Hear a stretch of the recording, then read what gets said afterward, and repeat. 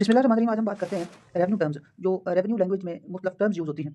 कुछ दस्तावेज़ात या कुछ कागज़ात या डॉक्यूमेंट्स जो रेवेन्यू के होते हैं, जो आपकी ज़मीन की मलकियत के रिकॉर्ड में या दीगर आपकी रेवेन्यू दस्तावेज़ात में कुछ ऐसे अल्फ़ाज़ या टर्म्स यूज़ होती हैं, जो कि आम फ़हम नहीं होती। उनको समझना पड़ता है और उसके लिए बाकायदा तौर पर किसी की रहनुमाई दरकार होती है। तो उनको आज बयान करने की कोशिश करते हैं। तो जो पहला वर्ड है, वो है जमाबंदी।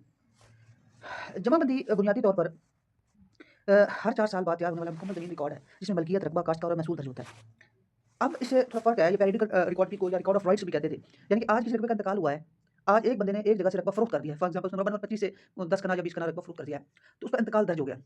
उसकी फ़ौरन से फ़र्द नहीं बनेगी, महीने 2 महीने बाद फ़र्द नहीं बनेगी उसकी, बल्कि उसको वो फ़र्द जमाबंदी का रजिस्टर 4 साल बाद मेंटेन होगा। हालाँकि उसकी कैफ़ियत में उस इंतकाल का दर्ज हो जाएगा कि ये बंदा मालिक बन गया, लेकिन जब नेक्स्ट जमाबंदी बनेगी 4 साल बाद, आपने अक्सर देखा होगा कि फ़र्द जमाबंदी साल 2007-8, फ़र्द जमाबंदी साल 2011-12, साल 2015-16, इस तरह से 4 साल बाद ये फ़र्द जमाबंदी जो पहले बनती थी, अब ये फ़ौरन से जब से कंप्यूटराइज़्ड इंतकाल आया है, ये कंप्यूटराइज़्ड सिस्टम हुआ है, जैसे आप इंतकाल करवाते हैं तो फ़ौरन से आपके पास जो है वो रिकॉर्ड ऑफ राइट्स में आपका नाम दर्ज हो जाता है। तो फ़र्द जमाबंदी वो सबूत है आपका रिकॉर्ड ऑफ राइट का, कि जिसमें आपका एक स्पेसिफिक रकबा बयान किया जाता है कि आपका फलाँ खेवट फलाँ खतूनी में इतना रकबा है और आप इसके मालिक हैं। तो वो जो आपकी मलकियत का सबूत है, टाइटल डॉक्यूमेंट है अभी इसको कहते हैं, इसको फ़र्द जमाबंदी कहा जाता है। और ये मैनुअल भी होती है और कंप्यूटराइज़्ड भी होती है। अगर आपका रिकॉर्ड कंप्यूटराइज़्ड हो गया तो ये आपको कंप्यूटराइज़्ड मिलेगी, यानी कि आपकी मलकियत का जो सबूत है रकबे की का कि आप मालिक हैं, उसको जमाबंदी कहा जाता है। खसरा, खसरा या किल्ला नंबर, तकरीबन ये एक ही जैसी चीज़ें हैं। बिल्कुल तो एक जैसी नहीं है, लेकिन ये तकरीबन एक जैसी चीज़ें हैं। एक मुरब्बा में 25 किले होते हैं। उनको खसरा नंबर्स भी अलॉट होते हैं। किला नंबर 1, 2, 3, 4, 5 इस तरह से। एक रो में 5 होते हैं, दूसरी रो में भी 5 और इस तरह से स्क्वायर शक्ल का होता है, जिसको आप मुरब्बा कहते हैं। चारों तरफ से वो बराबर होता है। तो उसमें 25 किले होते हैं। उन 25 किलों में इसके ज़्यादा नंबर नहीं हो सकता। खसरा नंबर उनके 25 तक ही लगते हैं। अगर किसी मुरब्बा में खसरा नंबर 26 या 27 है, हो सकता है, लेकिन वो रकबा नहीं होता। वो किसी मखसूस खाल वगैरह या किसी दीगर किसी जगह के लिए वो मखसूस खसरा हो सकता है, लेकिन वो किला नंबर नहीं होता। इसमें होता क्या है, खसरा और किला में फ़र्क ये है कि कोई भी एकड़ या किला मोस्टली पंजाब में मोस्टली जगहों पर 8 कनाल और 18 मरले का 1 एकड़ होता है। उसको किला भी कहते हैं आम फ़हम में। उसका जो नंबर उसको अलॉट किया जाता है, उसको कहते हैं खसरा नंबर। अगर फॉर एग्ज़ाम्पल किला नंबर 3 है, उसके एक ही बंदे की मालिकियत है, तो वो खसरा नंबर 3 जो है फलाँ, अगर उसके पोर्शन्स बना दिए गए हैं तक़सीम की वजह से, तो उसको चेंज कर दिया जाएगा। यानी कि किला नंबर 3 के पोर्शन बना दिए जाएँगे कि शुमाल मशरिक़ की तरफ से या शुमाल मग़रिब की तरफ से इसकी ये पैमाइश है, और इसको किला नंबर 3/1, या खसरा नंबर 3/2 इस तरह से बना दिया जाता है। अगर उसमें मज़ीद अगर तक़सीम हो गई है, तो उस तरह से उसका खसरा नंबर भी चेंज हो जाता है। खसरा नंबर आप किला नंबर ही कह लें, सेम चीज़ नहीं होती, लेकिन ये ऑलमोस्ट यही चीज़ होती है। खसरा नंबर भी इसी को ही कहते हैं। खेवट, खेवट ये खसरा से थोड़ी वाइडर सेंस है। खेवट वो होती है, एक खाता भी इसी को कहते हैं। खाता नंबर 1, खेवट नंबर 1 होती है। मुश्तरका मालकान का अंदाज़ मतलब कि एक खेवट होती है यकजहती, मतलब आप एक दादे के पोते हैं और उस दादे का 4 मुरब्बे या 3 मुरब्बे या 10 किले या 25 किले या 5 किले रकबा था। तो वो अगर आपने तक़सीम नहीं करवाया, तो वो जो तमाम रकबा है, वो मुश्तरका तौर पर एक खेवट में पड़ा होगा। यानी कि उसकी एक खेवट होगी। एक खेवट में 5 एकड़ हो सकते हैं, 5 100 मुरब्बे हो सकते हैं, 5 मुरब्बे हो सकते हैं। लेकिन इसमें ये ज़रूरी नहीं कि वो खेवट का रकबा इतना ही होगा। खेवट छोटी भी हो सकती है, खेवट बड़ी भी हो सकती है। तो उस खेवट का जो नंबर है, मोस्टली जो नंबर लिखा होता है खेवट का, ये जी खेवट नंबर 25/23। ये जो 23 होती है, ये खेवट नंबर मौजूदा नहीं होती। जब खेवट चेंज होती है, मतलब इसको 25/23 नहीं पढ़ा जाएगा, इसको खेवट नंबर 25 ही पढ़ा जाएगा। क्योंकि ये एक बड़ी गलतफ़हमी होती है कि ये 25/23 खेवट है, हालाँकि ये 25/23 नहीं है। ये जो 23 है, ये इस खेवट का साहब का नंबर था, अब नंबर तब्दील होकर अब ये 25 बन गया है। इसका मतलब आप इसको 25/23 नहीं पढ़ें, इसको खेवट 25 ही पढ़ा जाएगा। 23 जो है, ये साहब का नंबर था इसका, तो इसको 25/23 पढ़ना भी गलत है। वो खेवट है जो ये जब तक तक़सीम नहीं होती, तो उससे पहले जो मुश्तरका मालकान का जो मजमूई रकबा है, उसको जो कलेक्टिव यूनिट नंबर जो दिया जाता है, मजमूई तौर पर यूनिट नंबर जो दिया जाता है, उसको खेवट कहते हैं। खेवट में मतलब इस खेवट में फलाँ मुरब्बा है, फलाँ मुरब्बा कितने किले हैं, फलाँ मुरब्बे कितने किले हैं, और ये एक दादे या एक परदादे की औलाद है और करके अगर फिर आप तक़सीम करवा लेंगे, तो वही खेवट अगर वो 25 है, अगर वही खेवट अगर वो 25 है, तो उसको आपने तक़सीम करवा लिया है, सॉरी ये 25 है, तो आपने उसको एक पोर्शन से तक़सीम करा, आपकी 25/1 हो जाएगी या 25/2 हो सकती है, 25/2 हो जाएगी। यानी कि आपने तो उससे अपना पोर्शन सेपरेट करवा लिया, तक़सीम वरना करवा के अलग आपने अपना पोर्शन निकाल लिया है। आपके मलकियत में 5 एकड़ या 10 कनाल आती थी, कुछ रकबा आता था।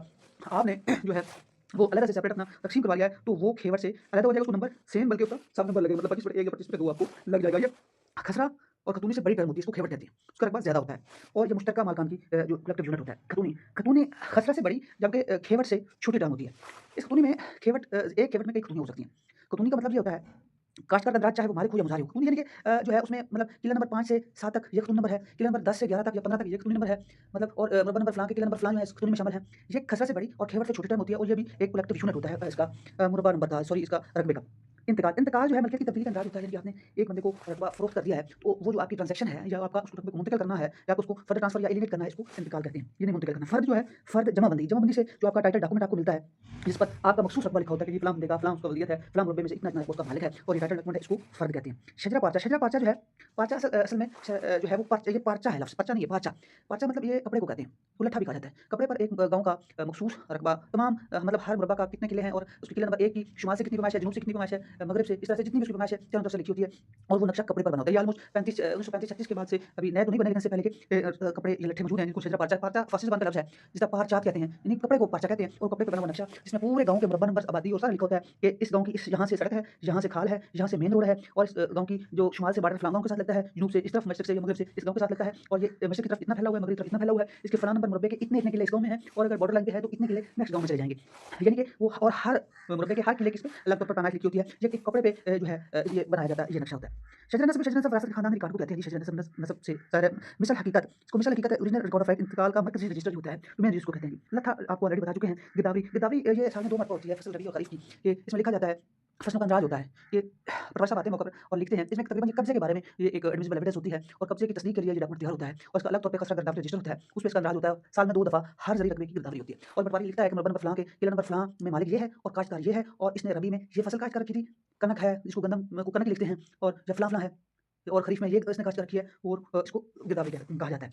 नक्शा मसावी जिस तरह शजरा पार्चा होता है वो कपड़े पे बना होता है और ये जो है वो डॉक्यूमेंट जो है ये कागज़ पे बना हुआ नक्शा होता है और तो एक सरकारी नक्शा होता है मतलब जो विलेज होता है या गाँव होता है उसका सरकारी नक्शा होता है। और ये मसावी मतलब ये 1 एकड़ में मतलब या 1 किले के मतलब इतने क्रम या इतने फुट है तो उसको उसकी पोर्शन बनाकर उसकी निस्बत बनाकर मतलब 1 फुट को हमें इतने सेंटीमीटर बनाना है और इतने सेंटीमीटर बनाना है मतलब मिनिमाइज़ करके जो नक्शा बनाया जाता है उसको नक्शा मसावी कहते हैं। हुकूक मलकियत जो है ओनरशिप राइट है यानी कि अगर सरकारी रकबा है वो आप काश्त कर रहे हैं तो उसका मतलब ये नहीं कि आप मालिक हैं। अगर उसका अंदाज़ सूबाई हुकूमत है उसके खाना मलकियत में उसका अंदाज़ सूबाई हुकूमत है और आप काश्त कर भी रहे हैं तो आपको मालिकाना हकूक नहीं मिले। इसके लिए आपको अलग तौर पर डीसी साहब को अप्लाई करना पड़ता है कि ये रकबा जो है इसका मुझे मालिकाना हकूक दिए जाएँ। अगर गवर्नमेंट की पॉलिसी है या नोटिफिकेशन है या आप उसके मालिकाना हकूक के लिए आप क्वालीफाई कर सकते हैं या कर चुके हैं तो फिर डिस्ट्रिक्ट कलेक्टर जो है जो आपके डॉक्यूमेंट्स को या क्वालिफिकेशन चेक करने के बाद आपको जो उस रकबे पर आपको मालिक बना देता है उसको मालिकाना हकूक कहते हैं। बंजर बंजर हर की अलग तौर से जो है होती है। जब रेवेन्यू इकट्ठा होता है जो पहले खास तौर पर अंग्रेज़ दौर में तो रकबे के हिसाब से होता था। ये रकबा है, ये नहर से काश्त होता है, ये नल चाही से काश्त होता है, जो है मतलब कुएँ से काश्त होता है, ये ट्यूबवेल से या ये बारिश से काश्त होता है। ये जो है रकबा मतलब अगर ये रकबा बारिश से काश्त होता है इसका मतलब है उस पर जो प्रोडक्शन थोड़ी है, उस पर आमदन थोड़ी है। जो रकबा नहर से काश्त होता है उस पर आमदन ज़्यादा है। इस तरह से उसकी जो पोर्शन या उसकी इक्वेशन बनाई जाती थी उस मुताबिक हर रकबे को उसका अलग से नाम या उसकी जो है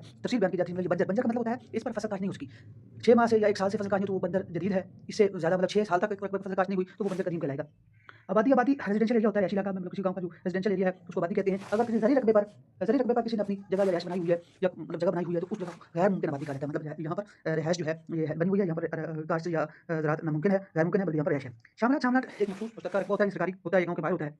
इसको शामलात कहते हैं और ये प्योरली रेवेन्यू टर्म हिस्सेदार मतलब कोई शहर किसी भी केवट में कब्ज़ा कब्ज़ा का मतलब एक्चुअल पोजेशन आपका किसी भी जगह पर आपका जो कब्ज़ा उसको कहते हैं। तहसीलदार जनाब तहसीलदार ये पहले पटवारी फिर कानूनगो उसके बाद तहसीलदार। ये एक सरकारी ऑफिसर है, पटवारी उससे छोटा ऑफिसर है। नक्शा किश्तवाड़ ये फील्ड मेजरमेंट मैप होता है, ज़मीन की पैमाइश का जो नक्शा होता है। दे मतलब आबादी जो होती है सरकारी हदबंदी दे या आबादी उसको दे कहते हैं। चाही या बारानी चाही वो होता है जो कुएँ पहले होते थे उससे जो रकबे में काश्त उसको चाही कहते थे, बारिश से जो रकबे में काश्त उसको बारानी कहते हैं। कानूनगो पटवारी से बड़ा और तहसीलदार से छोटा ऑफिसर होता है। अक्सर वो जिसको शजरा पारचा कहते हैं। ये जी आज की हमारी